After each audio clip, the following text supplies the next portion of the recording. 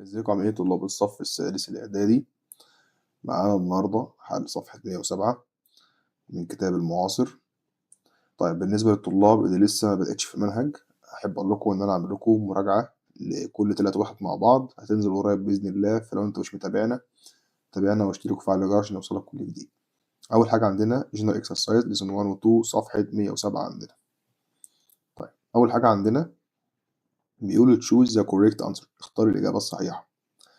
A1 is a hint that helps you solve something. بقول لك هو حاجة بتساعدك إنك تحل المشكلة، يبقى ده اسمه كلول اللي هو إيه؟ دليل. طيب وده طبعا التعريف بتاعه. Ancient what were found during the excavation of the old temple. طبعا بنلاقي إيه في المعابد القديمة؟ طبعا بنلاقي artifacts اللي هي قطع أثرية. طيب staying calm helps you overcome challenge the antonym of calm. طبعا كلمة antonym دي معناها عكس هادي، طبعا متوتر وعصبي اللي هي إيه؟ nervous. طيب we get نقط from verb hide ونحط له in تبقى hidden اللي هو مختبئ، يعني دي يعتبر وصف فتعتبر في صفة adjective. طيب نكمل مع بعض. عندنا Nether's survival in a jungle was difficult. He had to find water and build a nut from leaves. هيبني ايه؟ هيبني مأوى ان هو يعيش فيه عشان يبقى على قيد الحياة. فين كلمة مأوى؟ اللي هي كلمة shelter، يبقى دي رقم 1 عندنا. طيب نكمل. from leaves من الايه؟ اوراق الشجر and branches والفروع to stay safe at night عشان يكون آمن بالليل. he used his nose to see the dark. هو استخدم ايه عشان يشوف في الظلام؟ طبعا استخدم الكشاف اللي هو ايه؟ torch. طبعا دي رقم 2 عندنا. his story wasn't a game with. طبعا ما كانتش ايه في دليل اللي هو كلمة clues. to follow مفيش ايه دليل ان هم يتبعوه. it was not test for courage. هو بيختبر الشجاعة بتاعته، يبقى الشجاعة الحقيقية يبقى كلمة ريل. طيب نكمل مع بعض. طيب عندنا read the following text. نقرأ القطع. نادر was an explorer who got lost in the jungle. طبعا نادر بيكون مكتشف، هو تاه فين؟ في الأدغال أو الغابة الكبيرة بمعنى صح اللي هي كلمة jungle. at first he panicked. هو في الأول كان إيه؟ مفزوع أو يعني خايف. but he tried to stay calm. هو حاول إن هو إيه؟ يهدئ من نفسه. he showed great survival skills. وجد حبة مهارات عشان يبقى على قيد الحياة. he used an empty bottle to collect rainwater because he knows the river water wasn't safe. بيقول لك هو جاب إزازة وجمع فيها مياه المطر عشان هو عارف إن مياه النهر مش آمنة. at night في الليل he built a shelter. بالليل هو بنى مأوى from leaves من ورق الشجر and branches والفروع to protect him from the wind and animal عشان يحمي نفسه من الرياح والحيوانات. he refused to give up. هو رفض إن هو يستسلم. he needed to find a way out. هو حاول إن هو إيه؟ يمشي أو إن هو يخرج من المكان ده. so he decided to follow the river. قرر إن هو يتبع النهر. this decision هذا القرار helped him find a village. القرار ده ساعده إن هو يجد إيه؟ قرية. his story teaches us. القصة دي بتعلمنا that courage and smart choice are essential for survival. بيقول لك الشجاعة والاختيار الصح ده طبعا بإيه؟ شيء ضروري عشان تنجو. طيب بيقول لك choose the correct answer. اختار الإجابة الصحيحة. he did how did قصدي نادر get safe drink water. يعني جاب مية نضيفة منين أو مية آمنة منين؟ قال لك he collect rain water زي ما قلنا فوق اللي هو جمع مياه الإيه؟ المطر. the underline word shelter. كلمة shelter معناها مأوى. عايزين كلمة بتساويها اللي هي كلمة safe place اللي هو مكان آمن. طيب نادر got lost in. نادر تاه فين؟ تاه في جنجل. يعني ايه جنجل؟ اللي هي الايه؟ الغابة. طيب نكمل. عندنا الصفحة اللي بعدها صفحة 108 عندنا. طيب بيقول عندنا give subtitle for the passage. عايزين عنوان للايه؟ للمحادثة أو القطعة اللي عندنا ديت. هنقول مثلا نادر was an explorer. نادر بيكون مكتشف. تنفع الإجابة بتاعتنا. دي هتكون رقم كام عندنا؟ دي هتكون رقم 4. نكتب جنب 4. طيب السؤال اللي بعده How did نادر protect himself at night؟ ازاي كان بيحمي نفسه بالليل؟ تعالى اما نشوف كان بيحمي نفسه ازاي. قال لك اهو at night he built shelter، هو بنى مأوى. طيب يبقى ده السؤال رقم 5. طيب السؤال رقم 6، ركز بقى معايا.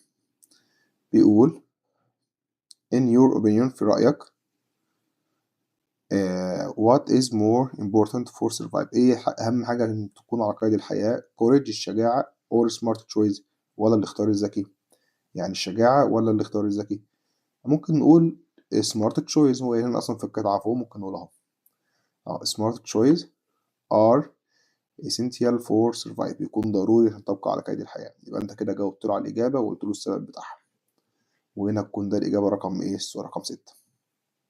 طيب نكمل عندنا بعد كده اللي هو rewrite. سؤال الايه؟ الريرايت. طبعا الجرامر عندك كلمة refused، لازم تبقى عارف ان كلمة refused بيجي وراها طبعا to المصدر. فلما نيجي نكتب ازاي؟ ركز بقى معايا. طبعا الحاجات دي كلها زي ما قلت لك انا هنزل لك ليها شرح، فلازم تكون عامل متابعة عشان ايه؟ تعرف الشرح ده. هنقول he refused، طبعا بيجي وراها to والمصدر عندنا اللي هي كلمة stop، ونكمل بقية الجملة عادي خالص in the jungle.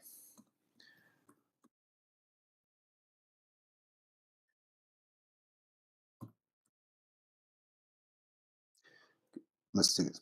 طيب الجملة اللي بعد كده عايزين نحط كلمة decide. طب كلمة decide دي بيجي وراها ايه يا مستر؟ قال لك decide برضك بيجي وراها to والمصدر، يبقى هنقول he decide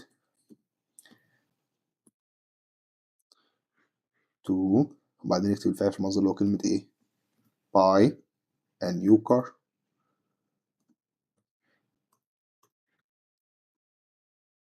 يا رب تكون فهمت احنا قصدنا ايه، وطبعا الشرح زي ما قلت لك هيفهمك اكتر. طيب كلمة hope عندنا طبعا بيجي برضك وراها to والمصدر، هنقول I. طب ليه قلنا هنا I يا مستر؟ عشان المعنى بتاعنا. هقول أنا أأمل I hope، I hope، I hope مثلا بعد الفعل في المصدر اللي هو كلمة to come first.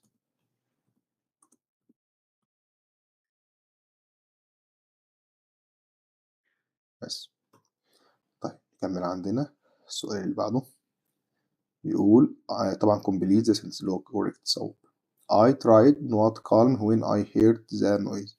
طبعا بنبص على قبل النقط، قبل النقط ده بيجي وراه to المصدر، يبقى نكتب to stay. طيب السؤال اللي بعده following the river helped him. طبعا him غالبا بيجي وراه to المصدر، وعندك كلمة help بيجي وراها to المصدر to find. طيب السؤال اللي بعده he forced himself working. طبعا نفس الكلام، هتكون to المصدر هتبقى to keep.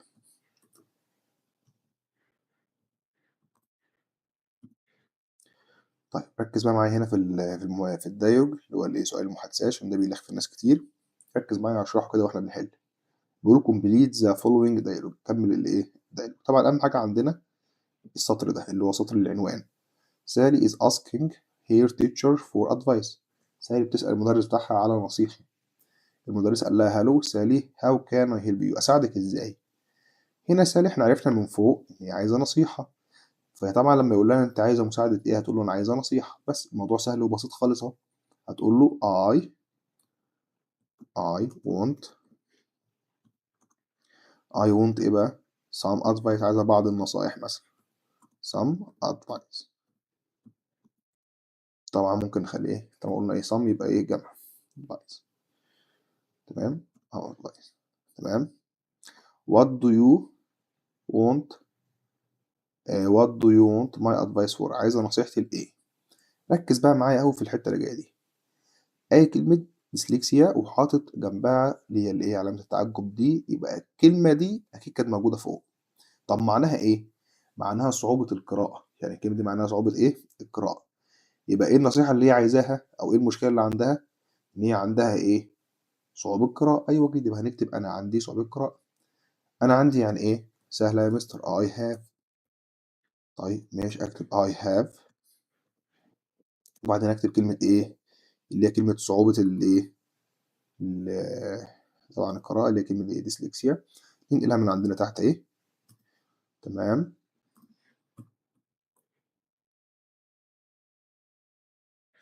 ديسلكسيا. بس كده.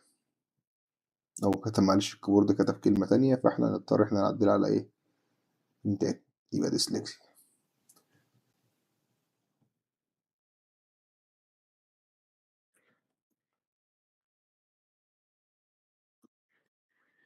بس كده. طيب yes I have، طبعا عندك فوق question mark سؤال، هنشوف الإجابة. yes I have tried to overcome this problem، أنا حاولت إن أنا أتغلب على المشكلة. يبقى يقول لها هل أنت حاولت تتغلبي على المشكلة؟ طب أنا أكون سؤال إزاي؟ عندك تحت فعل مساعد أهو كلمة have ده، نستخدمها فوق، يبقى هنعمل have ونبدل تبقى have you، بس الموضوع سهل هنبدل ما بينهم.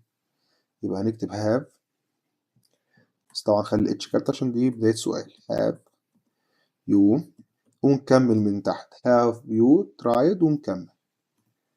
موضوع سهل خالص. tried to overcome ونكمل لحد الآخر. طبعا زي ما انت ايه فاهم كده هنكمل الجزئية دي كلها كده. بس كده يبقى انت حلتها. طيب كمل معايا. قال لها نقطة يبقى دي إجابة. a special teacher، مدرس خاص. special teacher يعني مدرس خاص. يبقى هيقول لها ايه المدرس؟ هيقول لها ايه؟ انت محتاجة مثلا مدرس خاص. يبقى هيقول لها انا اعتقد انك عايزة مدرس خاص. اقول لها مثلا ايه؟ I think you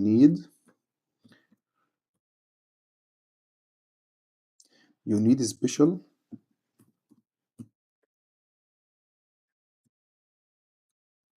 teacher. بس كده.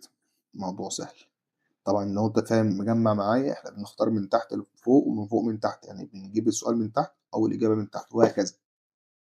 طيب سأل عندنا سؤال قال له because، طبعا هنا انا اقول لك على ملحوظه مهمه. طالما قال لك كلمه because يبقى انت عندك سؤال هو كلمه why. تمام ركز بقى معايا. السؤال بتاعك اللي هو كلمه ايه؟ why. عادي يا مستر اكتب هواي واسيبها فاضيه؟ اه عادي جدا، ممكن اقول هواي وما اكملش، اقول هواي وارد عليها بيكوز بسبب كذا كذا كذا، او ممكن اكمل اجابتي عادي. بس كده. كده وصلنا لحد اخر الفيديو. لو عجبك اشترك وفعل الجرس عشان يوصلك